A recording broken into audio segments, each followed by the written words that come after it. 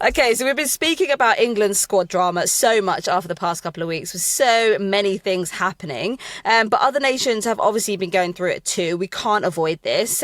France, who are in Group D as well, have also been having a slightly turbulent time, or different time, I'd say. Captain Wendie Renard and all-time leading goal scorer Eugenie Le Sommer have been left out of the squad. I mean, what do you think about that? Was that expected? Did you see that coming? Well, he left them out, I think, of the April window squad. And, you know, I know you say unusual, but I think the French squad and discontent isn't hugely unusual. We know what's happened with them in the past. But yeah, a surprise. I mean, he did say, as Einstein said, insanity is doing the same thing over and over again and expecting different results. I want different results for this team, so I've gone with a different selection.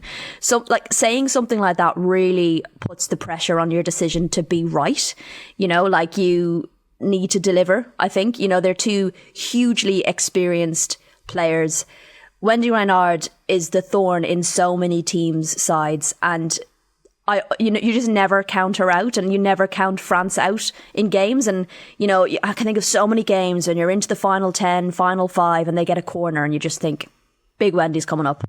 She's going to get a header. She's going to score a goal. You know, there's not just what she delivers on the pitch, but what she delivers off it. And I know, look, these are some players who've been around an awful long time. I understand bringing new players in, but it is still a very big decision. So, you know, you stand by that decision, and it will play out whether it was the right one to make. Kenza Daly as well as another one who was left out. I think she was quite surprised to be left out of the squad as well. So, yeah, it's going to be interesting to see how France get on. They're the kind of team that we always label as an underdog, which feels like such a weird thing to say about France when they've got so much talent, but they never seem to perform on the big stage. So got this is the difference. I don't know. Last time we said maybe they just need a new manager, and that didn't really play out. So who knows? I think I've got to agree with you. I think it's the boldness of the statement. It's one of those statements that you kind of live and die by. Like, if the tournament goes absolutely to plan, you look like the biggest hero because you change things up. Like, you got rid of, you know, players that, you know, the players that you'd normally rely on in those kind of big game moments, and you bring in other people into the squad and, you know, give them a chance to kind of show themselves on the international stage. Or it's a case of things go absolutely terribly, and all of a sudden you're the absolute villain of the plot, and you should have had those people there, and they should have been there from the beginning. You can't understand why that decision was made. So it's a real Marmite one, that. But bold, very bold, and I think it is a kind of wait and see how it plays out. But there have, of course, been 4 WSL absolute heroes included in the squad. You've got Chelsea's Sandy Baltimore, Ariane Jean-Francois, Everton's Kelly Gargo, and Man United's Melvine Mallard. We're still waiting for the Dutch and Welsh squads at the time of this recording. Rianne Wilkinson will announce her squad on Thursday from Wales's highest summit, which I'm going to try and pronounce. I've already had some issues with pronunciation on this squad, which have been carefully and very craftily omitted thus far. Wales' highest summit, Wythfa or just Snowdon. Could have just put that. That would have been really helpful. Thank you. No, but it's nice to see your commitment to the Welsh language there. That was lovely. Well, I think one language at a time. Okay, I'm only just mastering Irish, so Welsh. Chloe, let's master English first, okay, and then we can move on to mastering others. But throwing in the odd word here and there, I'm sure the Welsh will be saying diolch. You make a very say thank you. Valid point. Thank you for that. Welsh fans haven't been able to get a personalised version of the Wales away kit. This is the first major tournament in their history, which feels like an absolute failure. They're two such contrasting things, right? You're doing something super cool, announcing a team from the highest mountain. Like, you know, it's so emblematic of this high peak you've achieved in Welsh football, making a major tournament for the first time, and how exciting that is. And you're standing on the top of the mountain. It's just very symptomatic. You know what I mean? Very iconic. And then you turn around and go, but Jeff, you wanted that away jersey. Sorry for you. Like, which, I mean, how do countries not learn? How do distributors, Nike, Adidas, all of these people, and I'm going to say Nike again because it was them that had the issue with the Mary Earps jersey in the World Cup. But like, Stop fucking up every major tournament. Stop pissing off fans. Like, just, you know, make kit available. This is Wales's first major tournament for the women's team. You know, they're known for, yes, they're a small country, but a very big and vibrant and passionate fan base. You know, just make the kits available, guys. This is what I don't understand. It's not like this hasn't been news for a very long time now. They've been qualified and going to the Euros for a very long period of time. A long enough time enough for you to get your crap together. And it does feel like one of those issues again where this just wouldn't have happened to a men's squad. Like, I know there are certain things that happen and you think, actually, that's just bad luck. But like, this is just very poor planning and kind of, I don't know, it makes the squad feel like they're not getting the same kind of experience that the men's team should, which is just appalling. So like, come on, get your shit together. It's not that hard. Another squad, world champions Spain, revealed their squad last week, and it is packed with talent. However, notably, Montsitomi left out Spain's all-time top scorer, Jenni Hermoso, who responded to the decision by writing on X/Twitter, "I truly have a clear conscience, especially when I remove environments with such bad energy from my life. Manage, that's what others should learn to do. That part is too big for them.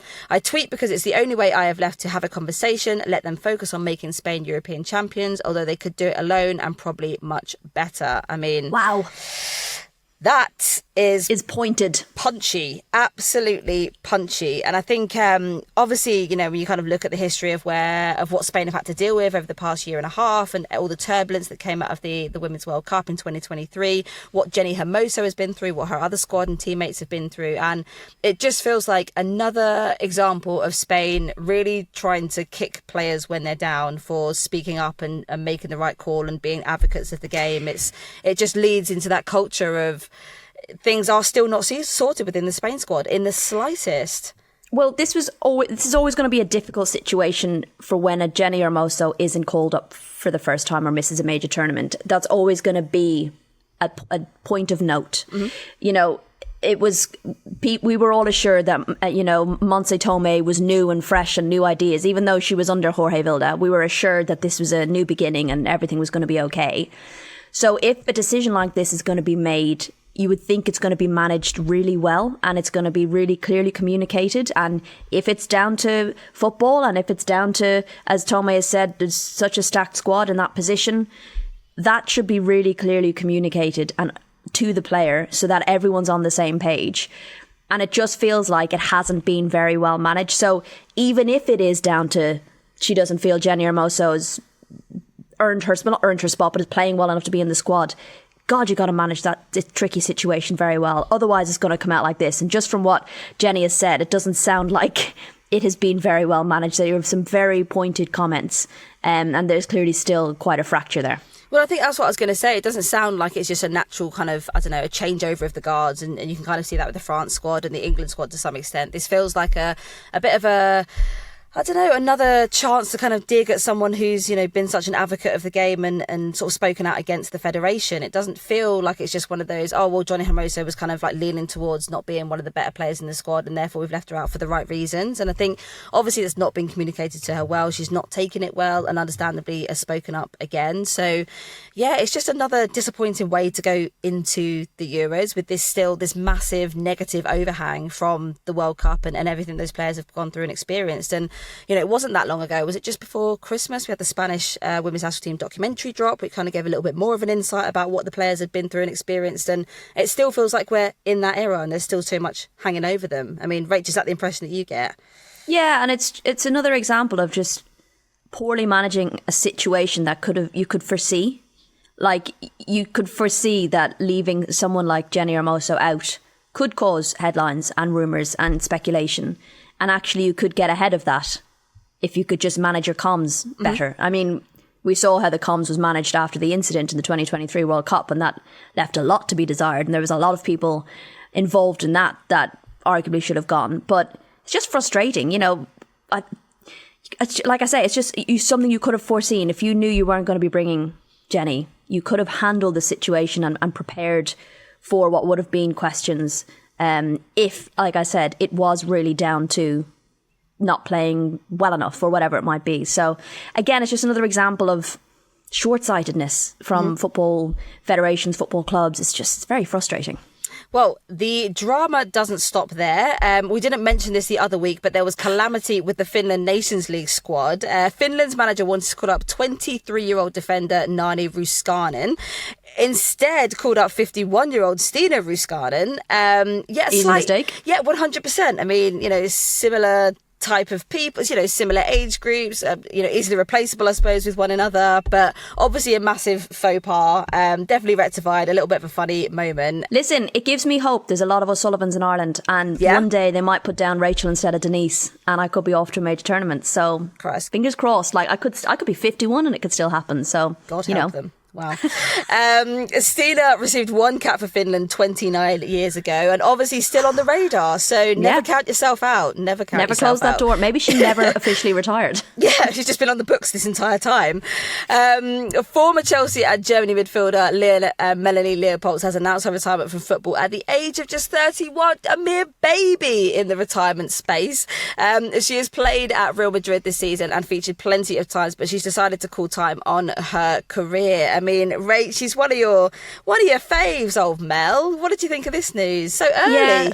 Yeah, feels like a bit of a surprise. But I mean, look, at the same time, always good when a player can make that decision themselves. That must be quite nice to have that control rather than feel like you've just been phased out.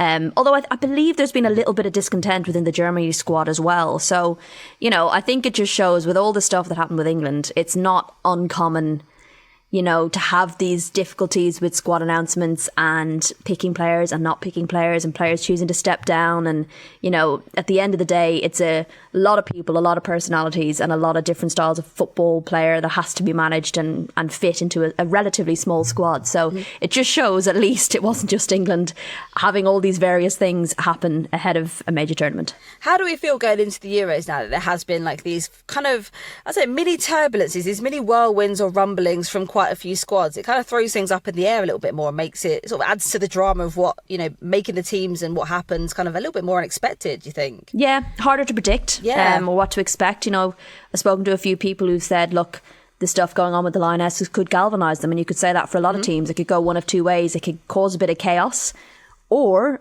it could galvanise the squad, bring them together. So it'll be interesting to see how that works. We saw with Spain all of the stuff they went through in the World Cup and they went on to win it. And I feel like that's something that Jenni Hermoso kind of alluded to. They could probably do it on their own and better. So, I think it makes it hard to predict. And we say this every tournament because teams get better across the board and it makes it harder and harder to know which way things are going to go. But it's just adding more of that drama. I think you're completely right, I think, in terms of like the adversity that kind of makes teams feel a little bit stronger. They almost go into the competition feeling like they have something to prove because they've been through the sort of negativity in the lead up to the tournament. And I think, what a lot of the squads, especially, someone like England, reigning champions, want to defend the title, aware that, public perception right now probably isn't the best around what's happening, will want to go in there and kind of prove their worth. And I think there's also like a lot of pressure, I suppose, on the teams at international level because how successful, I suppose, they are definitely filters through into how successful the domestic league will be, and especially where somewhere like England doesn't have a major international tournament coming up next year, apart of course from the World Sevens tournament, which is hot on the new agenda. But I think it does, you look at the impact that it has on women's football businesses, on social media, on papers, on bums on seats, on attendances. So I think there's always a lot of expectation right on the squads, not just in achieving the tournaments but also the help that they provide at international level. So yeah, it's I think it's nice to have a little bit of spice in the lead up and sort of bring some of these issues to the forefront. So and it's oftentimes the time that these things are brought to the forefront because there's more eyes, there's more media, there's more talk about the nations and sometimes people say, why are they talking about it now? Well, when else are people going to listen? So actually it's not a huge surprise when these things get brought to the fore. Definitely.